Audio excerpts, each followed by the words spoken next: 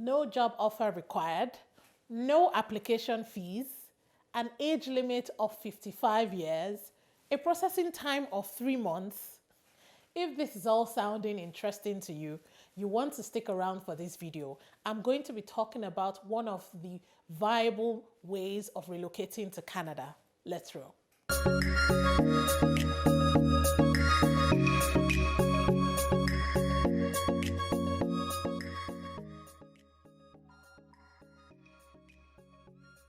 Hey guys, welcome back to my channel. My name is Faith. I'm an HR professional and event host based in Toronto, Canada. If this is your first time here, please use the subscribe button and also hit the like button. And you also want to share this video with anyone who you think it will benefit.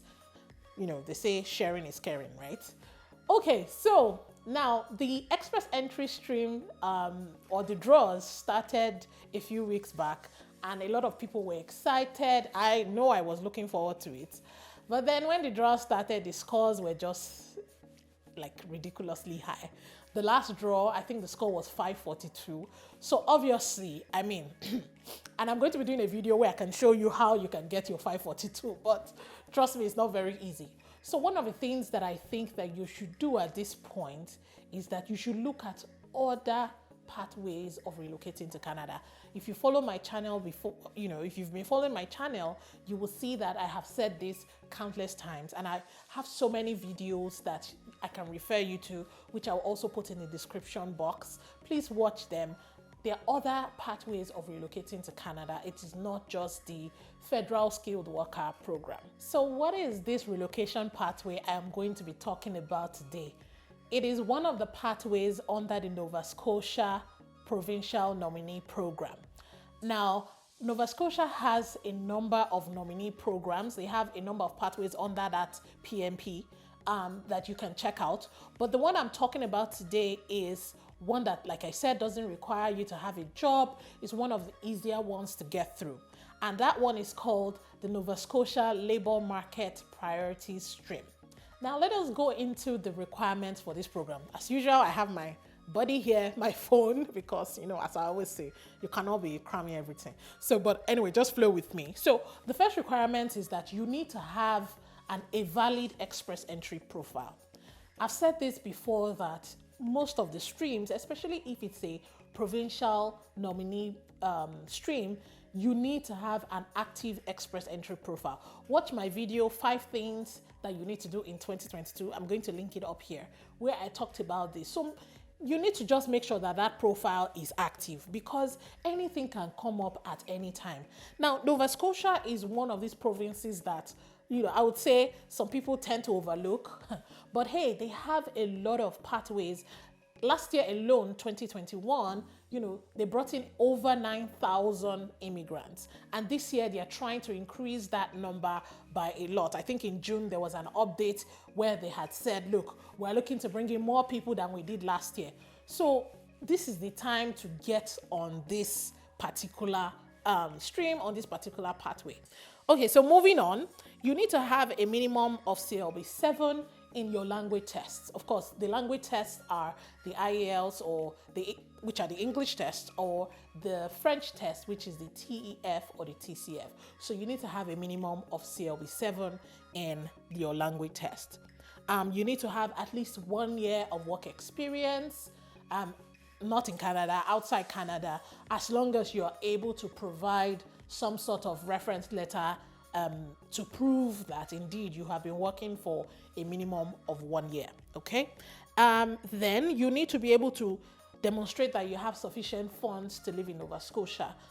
This is kind of like the proof of funds, but the thing with this stream is that they were not very specific as to how much you need to have, but I think that it just makes sense to maybe follow the same sort of proof of fund requirement that the general express entry profile program has, or more like the federal skilled worker program has. I think it's just safer that way to be, so that you're on the safe side pretty much, since they were not specific as to what exactly they need. Then of course you need to have legal status in your current country of residence. What that means is that if I'm Nigerian, it means that I'm actually illegal Nigerian, right? Wherever it is that I'm applying from. Then you need to meet the eligibility criteria in order to be issued a letter of interest.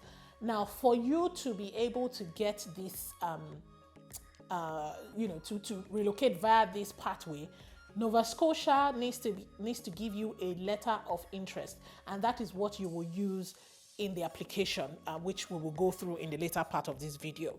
And then you need to be able to submit your application. Once you receive that letter of interest, you need to be able to submit your application within 30 calendar days. Note that it is calendar days, not business days, okay? Now, I'm going to be jumping into the application process. But before I do, I'm going to pause here.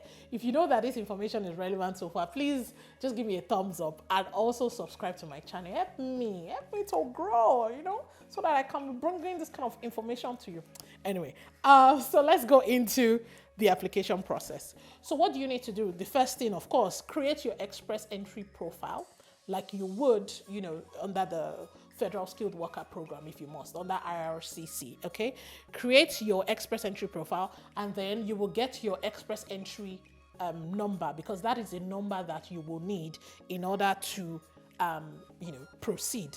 Now, remember, when you are creating your express entry profile, in the field where they will ask you what province are you interested in, you can tick only Nova Scotia if it's only Nova Scotia that you want to relocate to, if that is where, that is the goal, that is the future.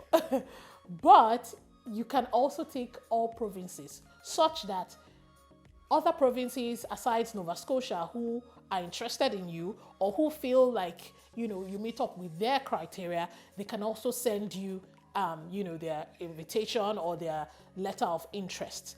Now, if you ask me, I would go for the second option, right? Because why put your eggs in only one basket when you are not even sure that you're going to get it? So it's best for me, my recommendation will be tick all the provinces, so that whether it is Ontario, whether it is New Brunswick, whether it is Nova Scotia, all of them can reach out to you, and then you can decide. You can be like, Nova Scotia, no, move away.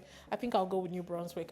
You can start to form at that point, because you now have plenty options, okay? Rather than limiting yourself to just one thing.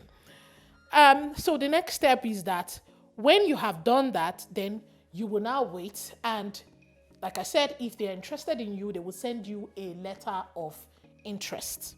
That letter of interest will come in form of an email. It will also come in in your express entry profile. You'll be able to see that letter of interest. So when you get that letter of interest, then you can now apply online for the PMP nomination.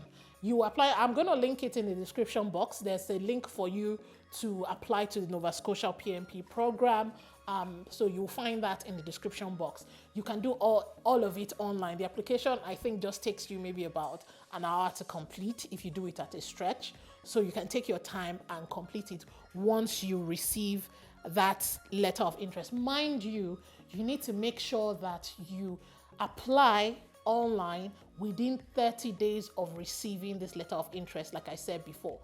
30 calendar days. Otherwise, your application is going to be canceled. So as soon as you see it, my brother, my sister, just rush and quickly go and apply, which means you need to have been gathering all your documents before now, because 30 days is not a long time to gather documents. So before you even put forward your application, once you have created maybe your express entry profile, make sure that you have put all your documents together. Your proof of funds, you should have started gathering it even before you put forward any application, just so that it makes sense, right, when the time comes. Now, if you want to know what the documents that will be required of you are, you will also find that in the description box. I'm going to link the guide to this whole process, which is pretty much everything I'm saying in this video. You can go read it up for yourself. There's a section called, documents you would need or something like that. That's what the title of the section is called.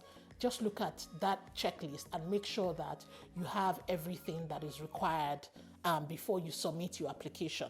So that once the 30 days is over, or before the 30 days is over, you're able to put all these things together. Now, what is the next thing that you need to do? The next thing that you do is you wait. So this is where the waiting game is like, you know how it is when you're waiting for something. But hey, the good part is that within 3 months, at least you will get some sort of response. Now, whether the response is going to be positive or negative, that is a different story entirely. But at least you will get some sort of response. Now, let's start with the bad news.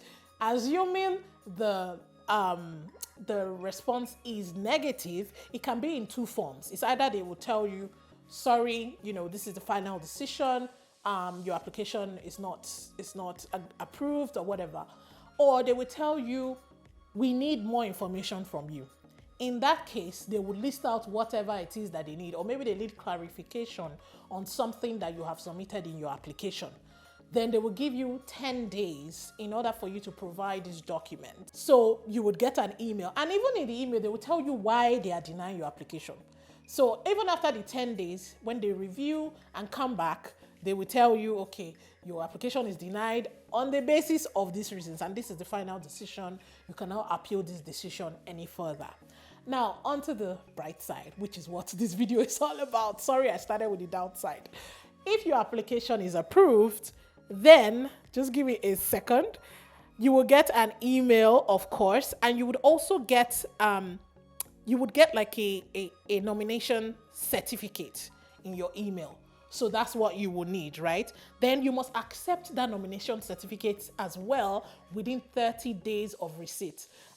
I mean, I don't think anybody will falter in this case because, hey, it's just to click some buttons and accept the nomination certificate, especially if it is something that you've been waiting for.